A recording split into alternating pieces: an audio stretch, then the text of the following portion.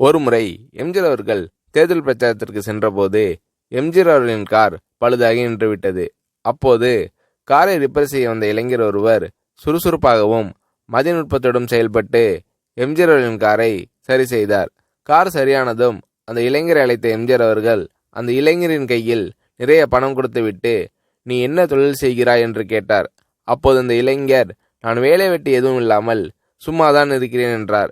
எம்ஜிஆர் அவர்கள் அந்த இளைஞருக்கு 30 சைக்கிள்கள் வாங்கி கொடுத்து சைக்கிள் கடை வைக்க உதவினார். அந்த இளைஞரும் எம்ஜிஆர் சைக்கிள் கடை என்ற பெயரில் சைக்கிள் கடை ஆரம்பித்து நடத்தினார். மறுமுறை அந்த வழியில் வந்த எம்ஜிஆர் அவர்கள் அந்த இளைஞரை பார்த்து, எம்ஜிஆர் என்ற பெயரில் கடை வைத்தால் உன்னிடம் எதிர்க்கட்சியினர் வந்து சைக்கிள் எடுக்க மாட்டார்கள்.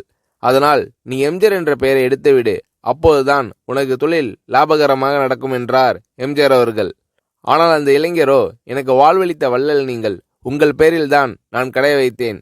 சைக்கிளை வந்து எடுக்கிறவர்கள் எடுக்கட்டும், இதுவே எனக்கு லாபமாக தான் இருக்கிறது என்று எம்ஜிஆர் அவர்களை வணங்கி நன்றி தெரிவித்தார் அந்த இளைஞர்.